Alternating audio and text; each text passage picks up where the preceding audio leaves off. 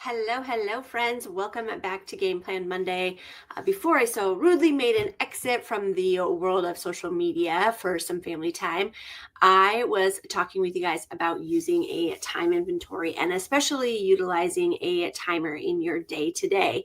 And I realized this, last night, that it has been since April 2024 since I've actually done a time inventory. So I probably need to do another one just for kicks and giggles, and especially now that I'm juggling a full-time job.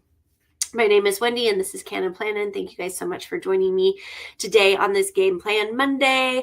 We are talking all about time inventories. What exactly is a time inventory? So it is a way, kind of like tracking your spending, but instead of tracking your money, you're tracking your time. So utilizing a check register would actually be helpful in this method, and putting that together just for a few days. You're going to jot down everything you do and how long it actually takes for you to accomplish those things.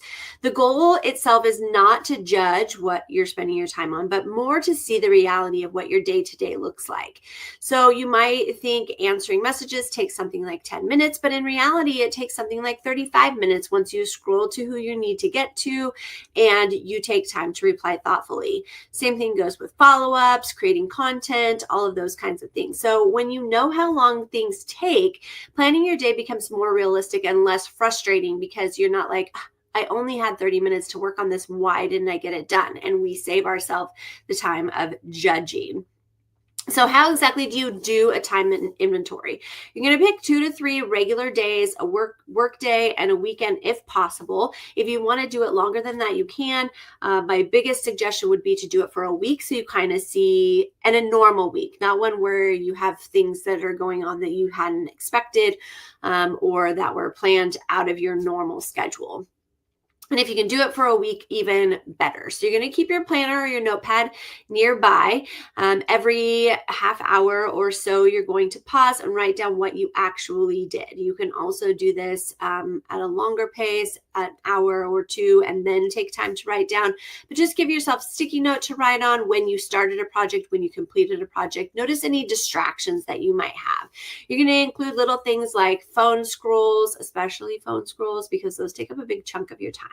Snack breaks, waiting in line for something, anything like that. And then at the end of the day, you're going to total how long each type of task took. You're going to categorize those into like personal, work, business, whatever the case may be. You'll start to notice patterns where time leaks happen and what tasks take longer than expected. This is a good thing. Again, not a judgmental place. This is just a good thing to see where your time leaks happen so that you can plan your day accordingly. And once you see the truth, you can actually start planning your day better instead of guessing how long a task is going to take you. So I'm going to show you guys what that looks like. Now, mine's a little bit dressed up because I was doing it for photo purposes, but the concept is still the same. It really is just kind of a timeline of how long things took. So again, this happened back in April 2024. I can't believe it's been that long since I've done one. So Tuesday the 23rd. Yeah, I started on a Tuesday, not a Monday. I mean, it was totally random. So 6 a.m., alarm goes off, middle son up, make his lunch, 6:30 shower and get ready for the day. 7, youngest son up, daily routine, make bed, start load of laundry. 7:30, make his lunch, take him to school, finish getting ready. 8 a.m., record morning inventory, straighten desk, boot up computer. 8:30, daily follow-up, orders, messages, and emails. 9 a.m., 5-minute task, move laundry, sweep bedroom, floor, content plan, and Harmony Heroes. 9:30, a 5-minute task. And you can see I was probably doing a Pomodoro here. So I wrote what my 5-minute task was and then what I was doing for the 25 minutes. So 5-minute task, snack, walk around backyard, content plan for my business page. 10 a.m. with a 5-minute break, fold laundry, and then I content plan for my VIP group. And 10:30, content plan videos. 10:45, prepare lunch. And then 11, lunch break with my hubby. And that lasted until 12. At 12 p.m., I did vendor event training goals, and that lasted for an hour. I did a membership Zoom on content planning, and that lasted for an hour as well.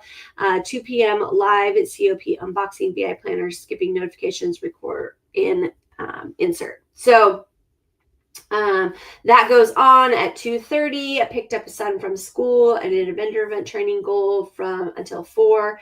12 new releases information. 4:30 p.m. was dinner prep. 5 o'clock was dinner. 5:30 was dinner cleanup. 5:45 drive to RCR practice, which is track practice for my youngest. RCR practice for an hour while I was there. I read a book. I chatted with my husband, and I checked team numbers. At 7 p.m., I drove home from RCR practice, did the Work at Wednesday script and graphics for tomorrow, which was on a Wednesday. 7:30, double check schedule post for tomorrow and clean up desk. 8 o'clock, dishes, cleaned kitchen, movie with my hubby until 9:30, and then I played phone games, and at 10 I went to bed. So that is what that particular day is, and you can kind of see from that structure that I was really just doing half hours. You can see where I was doing a Pomodoro, where I was saying I was doing 5-minute tasks and what those tasks look like, talking about recording videos. I did talk about here from 9:30 to 10, I was playing phone games. I read a book. I was checking team numbers.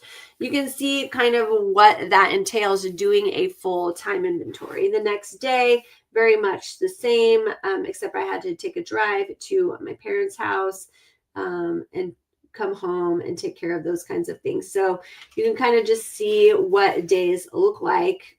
Thursday, Friday, back then. Now, it's been a minute, and I actually did it until Saturday the 27th. So I actually did almost a full 5 days of that particular thing. So let's talk about timers specifically and how we can utilize them for this purpose. First of all, timers are not the same as alarms. An alarm is something that gets you moving to the next thing. A timer is helping you to figure out how long a task takes. So when you are utilizing an alarm, it tells you when to start or stop something. When you're using a timer, it keeps you focused while doing that particular thing. So the purpose of a timer is to help you stay distraction-free and move steadily through your list. And it helps you to create mini commitments. So for the next 30 minutes, this is all I'm doing. There's no checking your phone. There's no hopping between tabs. You're just focused working. And I utilize the timer very much in the Pomodoro method, but you can use it the other way in setting a timer to see how long a task takes you. So when you are doing something like a time inventory, this is a great thing to kind of include. You can use the timer on your phone. That's probably one of the easiest ways because it's just a start and stop option right there with your phone. Now, when we start using timers in something like the Pomodoro, then you're working on something specifically until that time goes off, take a quick break, and then you start again.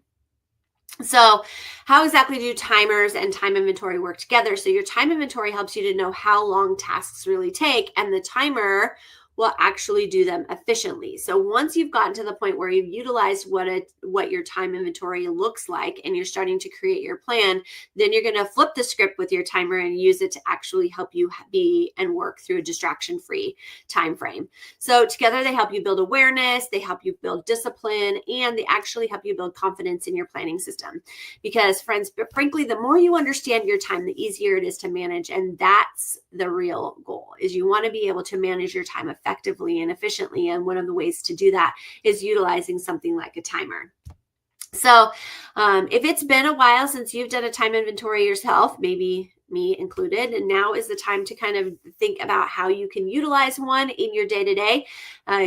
Maybe it's time for you to try one out if you haven't done one before. Track what you do, set your timer, see where your time's really going, and then, friends, if you need a link to my favorite timer, you can check the caption for this video and you can see which one that I utilize to be able to help me to be better organized with my time. Hope you all have enjoyed this little time inventory session, and I will see you guys back here next week for more Game Plan Monday.